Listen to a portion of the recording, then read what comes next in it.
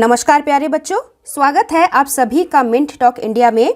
आज के इस वीडियो में हम आपके कक्षा 5 हिंदी की पाठ्यपुस्तक रिमझिम का पाठ नंबर 17 छोटी सी हमारी नदी पढ़ने वाले हैं। यह है पार्ट 1 वीडियो, जिसमें मैं इस कविता को बहुत सारे चित्रों के साथ और शब्दार्थ के साथ अच्छे से समझाऊंगी और फिर इस कविता के प्रश्नों उत्तरों को हम पार्ट 2 वीडियो में डिस्कस करेंगे। अब ये जो कविता है हमारी छोटी सी हमारी नदी, ये ओरिजिनल में बंगाली में लिखा गया था। आमादेर छोटो नदी चले आके बाके, और इसे लिखा है कवि गुरु श्री रविंद्रनाथ ठाकुर ने, और इन्हें रविंद्रनाथ टैगोर के नाम से भी जाना जाता है। आपने रविंद्रनाथ टैगोर के बारे में पढ़ा है ना। इन्होंने हमारा नेशनल एंथम लिखा है, और हमारा ही नहीं, इन्होंने बांग्लादेश का भी नेशनल एंथम लिखा है। और नेशनल एंथम के साथ साथ इन्होंने बहुत सारी चीज़ें लिखी हैं, जैसे short stories, novels, story books, poems, songs, नाटक, छंद और पता नहीं कितनी सारी चीज़ें। लिटरेचर की दुनिया में जो कुछ भी संभव है इन्होंने सब लिखा है। और इनका एक कलेक्शन ऑफ पोएम्स है, पोएटिक सॉन्ग्स गीतांजलि, जो बाद में इंग्लिश में ट्रांसलेट होने के बाद नोबेल प्राइज से भी सम्मानित किया गया था। तो है ना हमारे लिए कितना स्पेशल। और ये कविता जो स्पेशली आमादेर छोटो नदी, ये मेरे दिल के बहुत ही करीब है, क्योंकि मैं जब आप जैसे छोटी बच्ची थी तो मैंने बचपन में ही इस कविता को बंगाली में पढ़ लिया था, तो इसीलिए मैं इस कविता को पहले से ही जानती हूँ। तो आज हम इसी कविता का हिंदी में ट्रांसलेटेड रूप छोटी सी हमारी नदी को हमारे इस चैप्टर में पढ़ेंगे और समझेंगे। तो हम इस कविता में नदी के बारे में पढ़ने वाले हैं।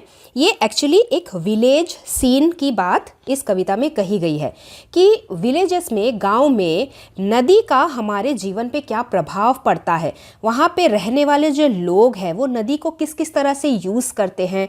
लोगों के पूरे दिन का दिनचर्या, डेली रूटीन नदी के ऊपर कैसे डिपेंडेंट है। बच्चे कैसे कैसे एंजॉय करते हैं, लेडीज़ कैसे कैसे नदी के पानी को यूज़ करती है। हम हमारी इस नदी के बारे में वो सब चीज़ें पढ़ेंगे। तो चलिए पढ़ना शुरू करते हैं। छोटी सी हमारी नदी, टेढ़ी मेढ़ी धार, गर्मियों में घुटने भर भिगो कर जाते पार। मतलब हमारी जो ये नदी है, छोटी सी हमारी नदी, जो विलेजेस में आप जब ड्राइंग करते हैं तो हम हमेशा नदी को कैसे बनाते हैं, ऐसे टेढ़े मेढ़े किनारे वाले नदी हम बनाते हैं ना। तो इसीलिए नदी को यहाँ पे टेढ़ी मेढ़ी धार कहा गया है। धार मतलब उसके जो साइड्स हैं, रिवर बैंक्स। गर्मियों में, समर सीजन में घुटने भर भिगो कर जाते पार, मतलब गर्मियों के सीज़न में पानी थोड़ा सूखने लगता है और सूख के वो बहुत कम हो जाता है। इतना कम कि अगर हम उसे क्रॉस करने की कोशिश करेंगे तो आराम से क्रॉस कर पाएंगे, क्योंकि वो पानी सिर्फ हमारे घुटनों तक ही आएगा। और सिर्फ हम ही नहीं, और कौन पार जाता है, मतलब और कौन कौन क्रॉस कर लेता है हमारी नदी को। पार जाते ढोर डंगर, ढोर डंगर मतलब जानवर। पार जाते ढोर डंगर, बैलगाड़ी चालू, ऊंचे है किनारे इसके, पाट इसका ढालू। हमारे अलावा जानवर भी पार कर लेते हैं इस नदी को।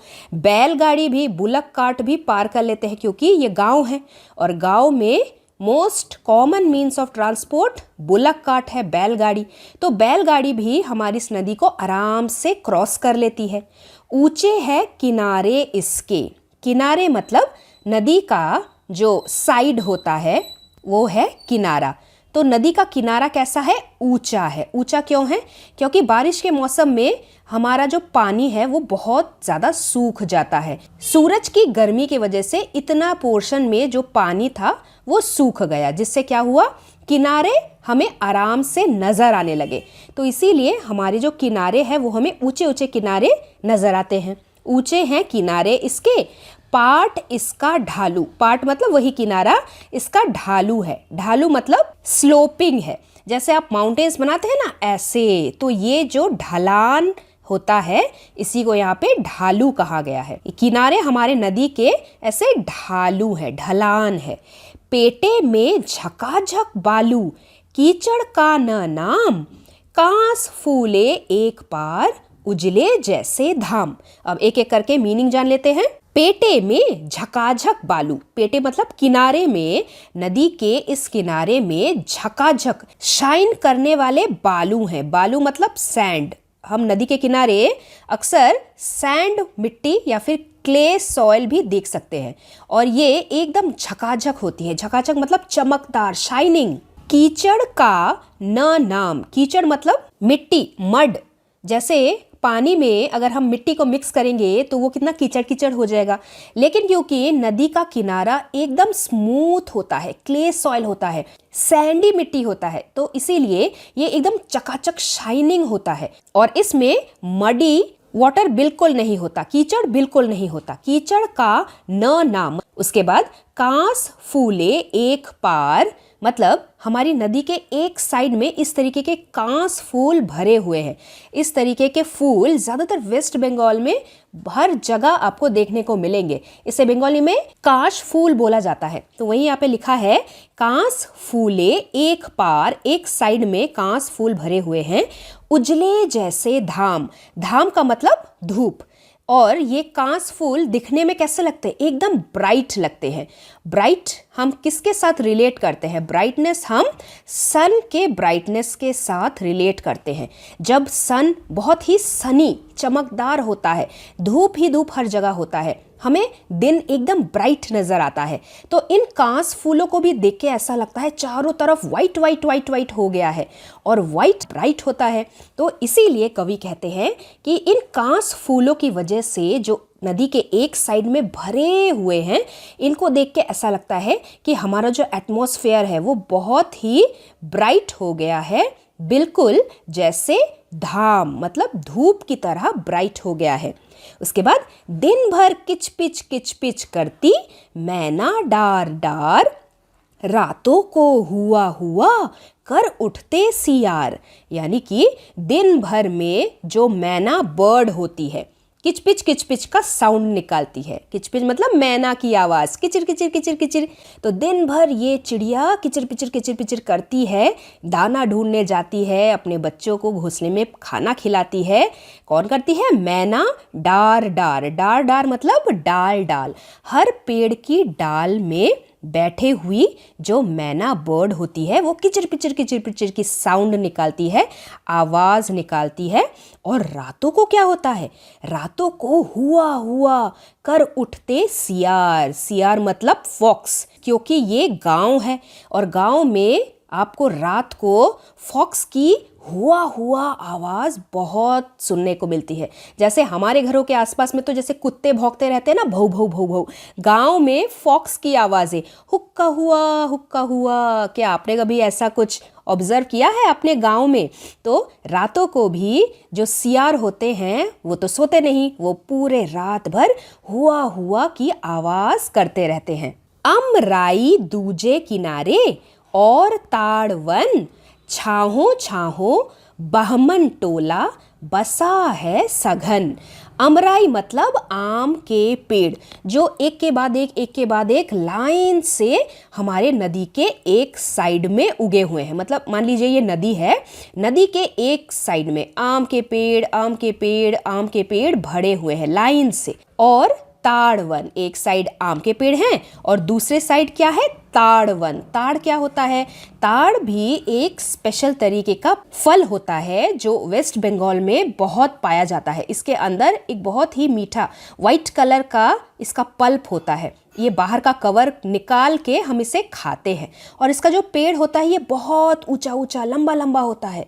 तो हमारी नदी के एक किनारे आम के पेड़ हैं और नदी के दूसरे किनारे ऐसे लंबे ताड़ के वन है। वन इसलिए कहा गया है क्योंकि इतने सारे पेड़ हैं जिसे देख के लगता है जैसे वो फॉरेस्ट हो, और जिसके छाहों में, छाहों मतलब पेड़ों की छाया में, पेड़ों की छाया में क्या है?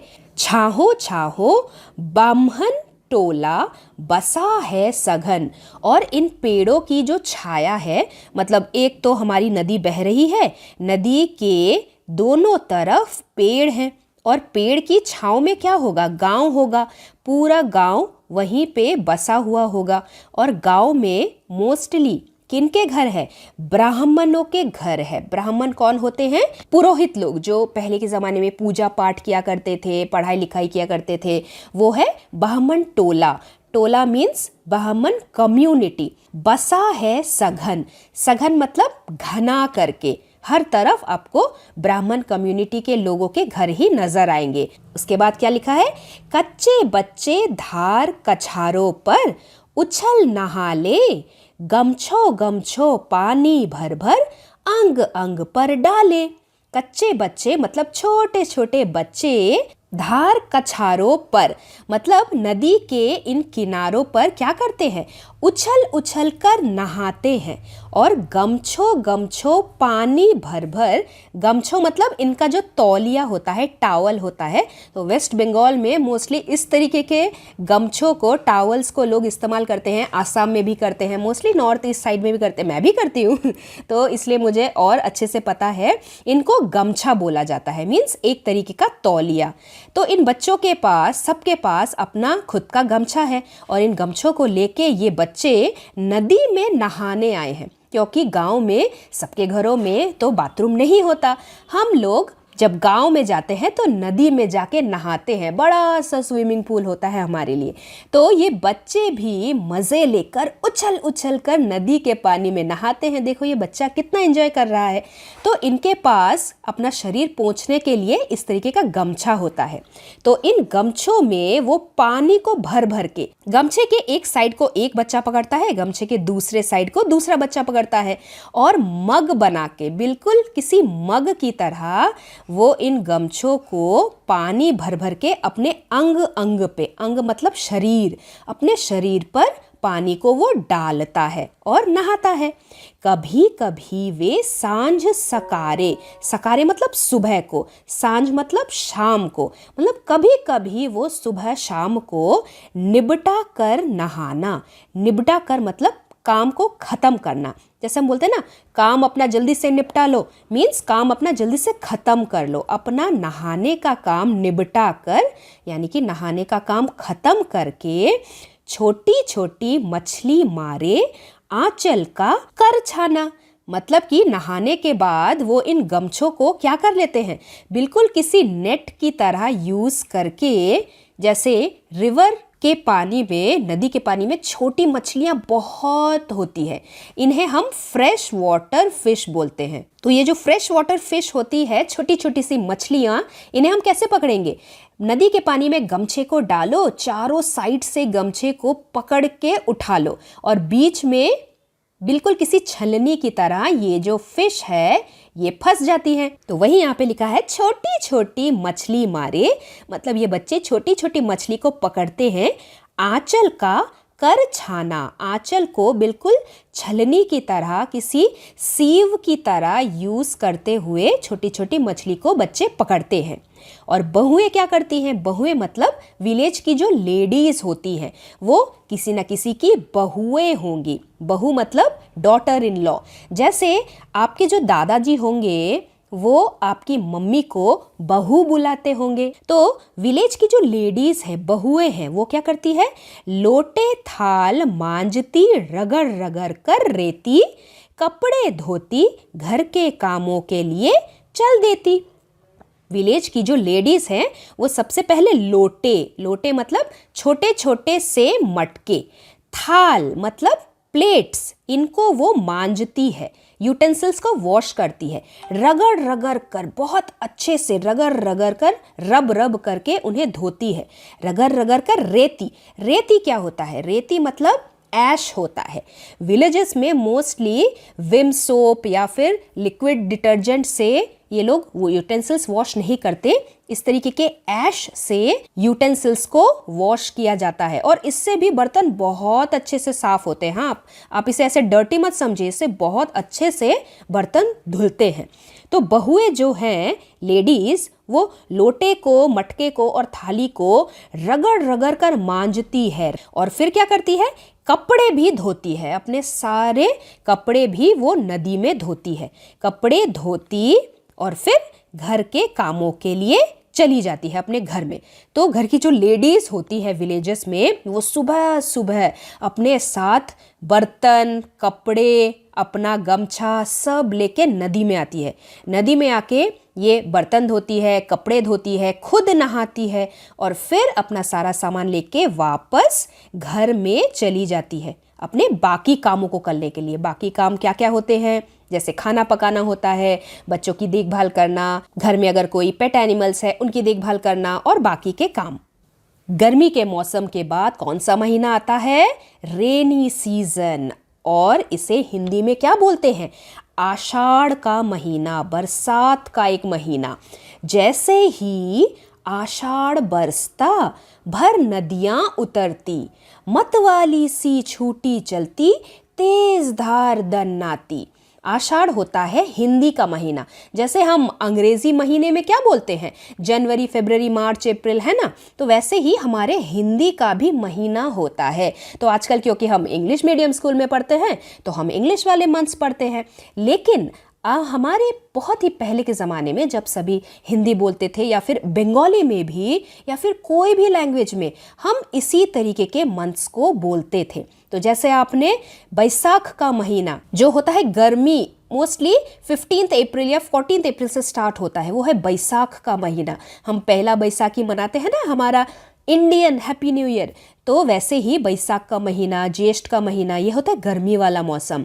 उसके बाद आषाढ़ और श्रावण, ये होता है रेनी सीजन, रेन का मौसम। और ये इंग्लिश में कब होता है? मोस्टली जून जुलाई के बीच में होता है। मीन्स 15 जून से लेकर 15 जुलाई तक के बीच का जो समय है वो आषाढ़ का महीना कहलाता है। और वैसे ही श्रावण का महीना, रेनी सीजन आता है तो रेन की वजह से पूरी नदी भर जाती है, क्योंकि हमने वाटर साइकिल में पढ़ा है जब बारिश होती है तो बारिश का पानी कहाँ जमा होता है? नदियों में। जैसे ही आषाढ़ बरसता, जैसे ही रेनी सीजन में बारिश बरसती है, पानी भर जाता है, भर नदियाँ उतरती, नदी में पानी भर जाता है, मतवाली सी छूटी चलती, तेज धार दन्नाती। और जब नदी में पानी भर जाएगा तो क्या होगा? पानी एकदम तेज धार के साथ, स्पीड के साथ, फोर्स के साथ आगे चली जाती है। और फिर उस वेग में, उसकी स्पीड में, स्पीड, वेग मतलब स्पीड, वेग और कलकल के मारे उठता है कोलाहल।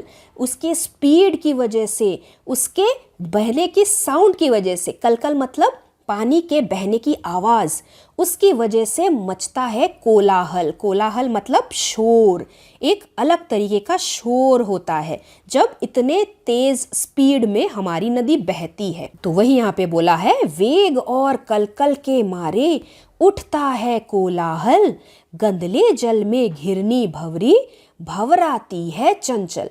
मतलब ये स्पीड में बहने वाले नदी के बारे में ही यहाँ पे 2 लाइन्स बोला गया है कि जब पानी बहुत ही तेज गति से बहने लगती है तो क्या होता है? जो भी जमीन के नीचे का, रिवर के नीचे की मिट्टी होती है वो भी थोड़ा मिक्स होने लगती है बहती हुई नदी की वजह से, और उसका जो पानी होता है वो थोड़ा सा गंदा हो जाता है। गंदले जल में घिरनी भंवरी, भंवराती है चंचल। घिरनी भंवरी मतलब कभी कभी ऐसे वर्लपूल बन जाता है नदी के नीचे, जो पानी को गोल गोल गोल गोल घुमा घुमा के अपने साथ लेके चलती है, वो है घिरनी भंवरी। भंवराती है चंचल, वो गोल गोल घूमते घूमते कि बिल्कुल किसी चंचल, नॉटीनेस के साथ वो नदी के साथ साथ चलती रहती है। दोनों पारों के वन वन में मच जाता है रोला, वर्षा के उत्सव में सारा जग उठता है टोला। यानी कि दोनों पारों में, नदी के दोनों किनारों के वनों में, कौन से वन?